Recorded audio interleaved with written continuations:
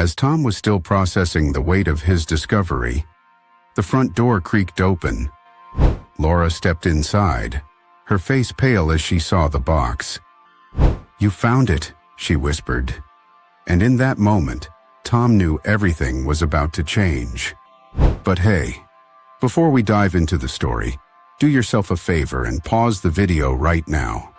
Go hit that like button and let's see if we can make this video reach 1,000 likes. And if you haven't done so already, please subscribe to your favorite story channel. Also, make sure to ring the notification bell so you never miss out on the latest and weirdest stories. Trust us, you won't want to miss what's coming your way. Now, sit back, relax, and prepare to be amazed as we take you on an unforgettable ride. Don't forget to engage with us in the comments below. We love hearing from you. Without further ado, let's dive right in. Tom was a man who found peace in the simple life he led. Owning a small farm in a rural town, his days followed a predictable rhythm.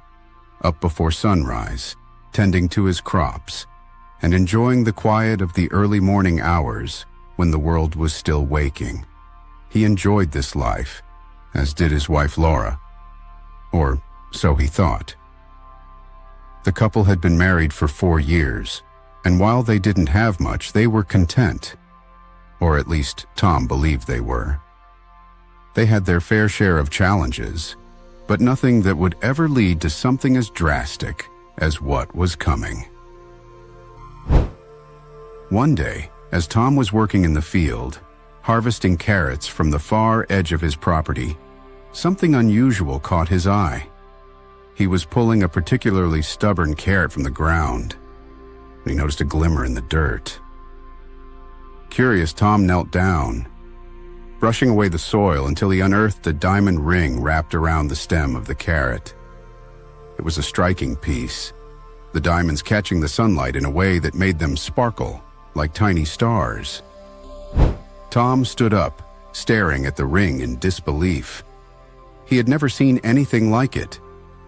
The ring was clearly expensive, far beyond anything he or Laura could ever afford.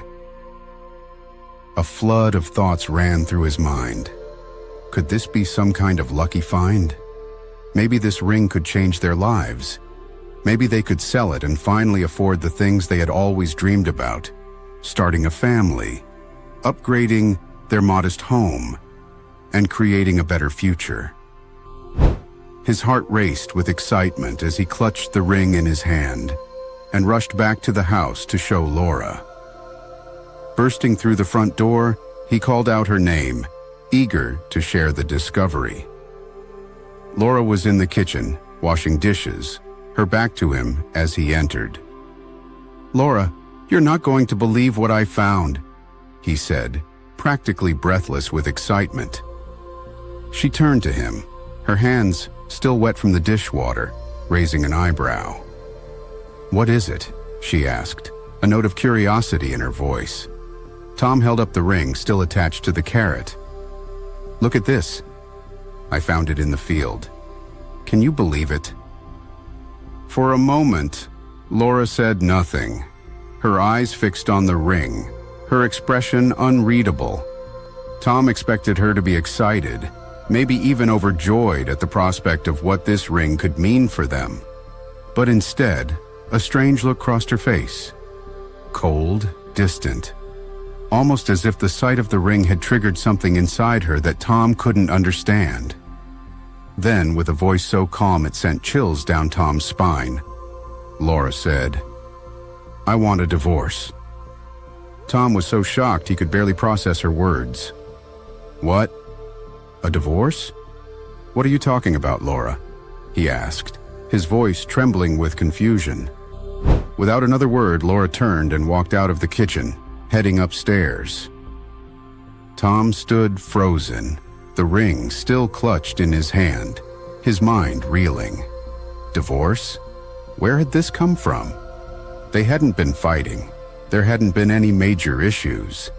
At least, none that he was aware of. Why now? Why after showing her the ring? He followed her up the stairs, desperate for answers. "Laura, wait! What's going on? Why are you saying this? Is it because of the ring?" he asked, his voice rising in panic as he tried to make sense of the situation. But Laura didn't respond. She was in their bedroom, packing a small bag with clothes, moving with a calm determination that only heightened Tom's sense of dread. He stood in the doorway, watching her in disbelief, his heart pounding in his chest. "Laura, talk to me," he shouted, his frustration boiling over. "You can't just say you want a divorce and walk out like this. What the hell is going on? We've been married for 4 years. We were supposed to start a family. You owe me an explanation." Laura zipped up her bag and finally turned to face him. Her expression was cold, her eyes devoid of emotion. "I don't owe you anything, Tom," she said quietly. "I've made up my mind." With that, she slung the bag over her shoulder and walked past him, heading for the front door. Tom followed her down the stairs, his anger and confusion growing with each step. "Fine. You want a divorce? You'll get one," he shouted as she walked out the door. "But don't expect anything from me. You'll get nothing. I never want to see you again." The door slammed shut, and Tom was left standing alone in the living room, the ring still in his hand. He felt as though his entire world had just collapsed around him, and he didn't even know why. For hours, Tom sat on the couch, staring at the ring. His mind was a whirlwind of thoughts and emotions, none of which made any sense. Laura's sudden decision to leave had hit him like a freight train. He had no idea what had prompted it. No warning, no signs. They had been happy, or at least, he had thought they were. The more he thought about it, the more it seemed to come back to the ring. The way Laura had looked at it, the way her demeanor had shifted the moment she saw it. It was all too strange to be a coincidence. There had to be a connection between the ring and her decision to leave. But what was it? Tom knew he couldn't just sit around and wonder. He needed answers. And the only place he could think to start was with the ring itself. If he could figure out where the ring had come from, maybe he could understand why it had caused Laura to react the way she had. The next morning, Tom decided to take the ring to the local jeweler. The town was small, and there was only one jewelry store, a tiny shop run by an old man named Henry, who had been in the business for as long as anyone could remember.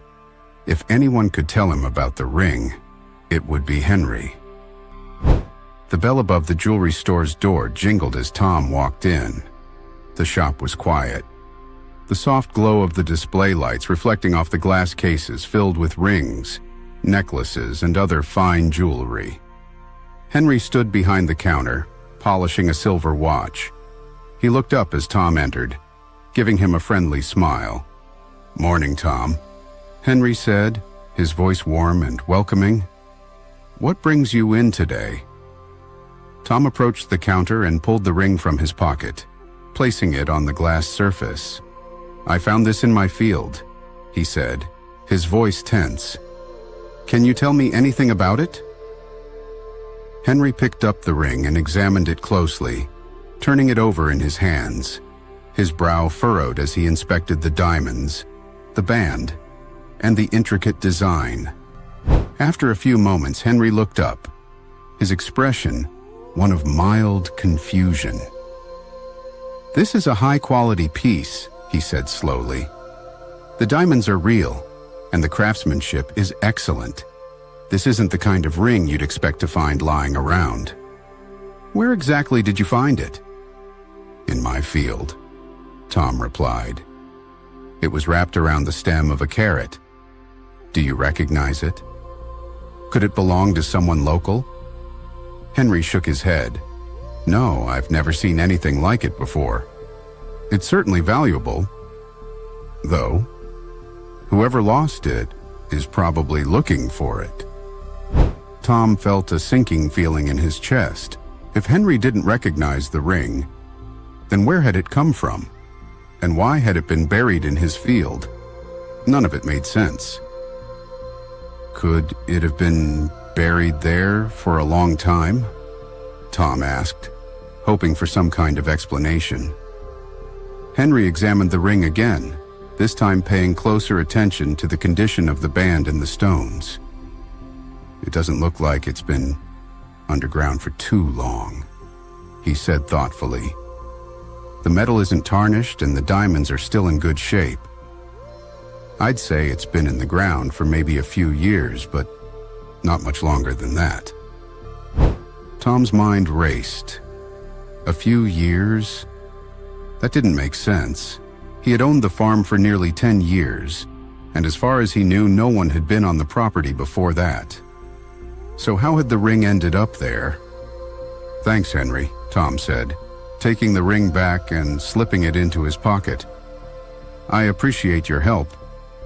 Henry nodded. If you find out where it came from, let me know. I'd be curious to hear the story. Tom left the jewelry store with more questions than answers. The mystery of the ring was growing more complicated by the minute, and he had no idea where to go from here. But one thing was certain. Laura knew something he didn't, and he needed to find out what that was. Over the next few days, Tom couldn't stop thinking about the ring. He had asked around town, but no one had reported a missing ring, and no one recognized the piece. It was as if the ring had materialized out of thin air. And every time Tom looked at it, he was reminded of Laura's sudden departure and the cold way she had demanded a divorce. But the more he thought about it, the more something gnawed at the back of his mind. Something about the property itself. There was a small patch of land near an old oak tree at the far end of the farm that Laura had always insisted they leave untouched. She had called it bad luck. And while Tom had thought it was a little strange, he had never questioned it. Now, with everything that had happened, he couldn't shake the feeling that the ring and that patch of land were connected somehow. Why had Laura been so adamant about not disturbing it? What could she have been hiding? The following morning, Tom grabbed a shovel and made his way to the oak tree. The patch of land was overgrown with weeds and grass, just as Laura had insisted they leave it. He stared at the ground for a moment, debating whether or not he should dig, but his curiosity and his need for answers overwhelmed him. He began digging, the blade of the shovel cutting through the earth with each thrust. After several minutes, Tom hit something solid. He knelt down, brushing away the dirt until he uncovered a small weathered wooden box. His heart raced as he lifted it from the ground, the weight of it heavy in his hands. Tom carried the box back to the house and placed it on the kitchen table. His hands trembled as he opened the lid, revealing its contents. Inside, nestled in a bed of soft velvet, was a collection of jewelry, rings, necklaces, bracelets, all adorned with diamonds, rubies, and other precious gems. Tom's breath caught in his throat as he stared at the glittering treasure before him. This was no ordinary box of jewelry. These were valuable, expensive pieces, far beyond anything Tom or Laura could ever afford. And the realization hit him like a freight train. Laura had been hiding this from him all along. That night, as Tom sat in the kitchen, staring at the box of jewelry, the front door creaked open, and Laura stepped inside. She froze when she saw the box on the table, her face pale. "You found it," she said, her voice barely a whisper.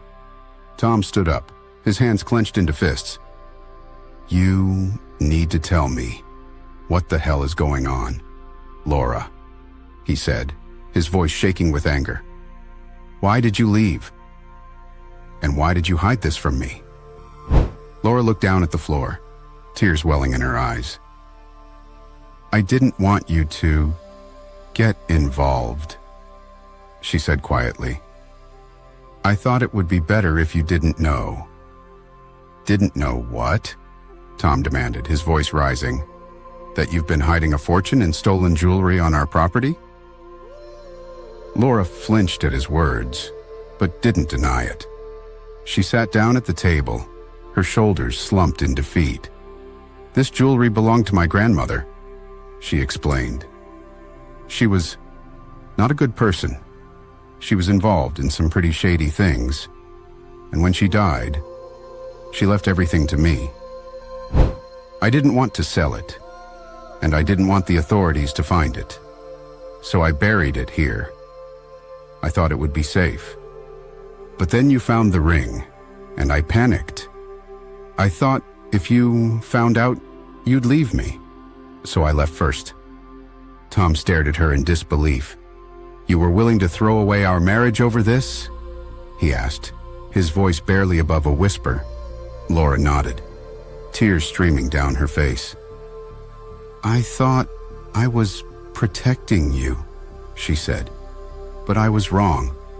I should have told you the truth from the beginning. Tom felt a mixture of anger, betrayal, and sadness wash over him.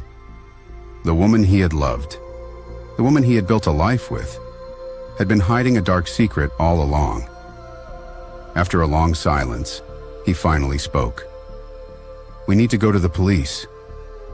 Laura nodded, resigned. Together they packed up the jewelry and drove to the police station. As they handed over the box and explained the situation, Tom felt a weight lift off his shoulders. The truth was out, and though their lives would never be the same, at least they could begin to move forward. In the weeks that followed, Tom and Laura finalized their divorce. It was a painful process, but both of them knew it was the only way forward. The trust between them had been shattered, and there was no way to rebuild it. Tom sold the ring and used the money to start a new life. He moved to a different town, far from the memories of his old life, and slowly began to heal. The mystery of the ring had changed his life in ways he could never have imagined. But in the end, it had also set him free.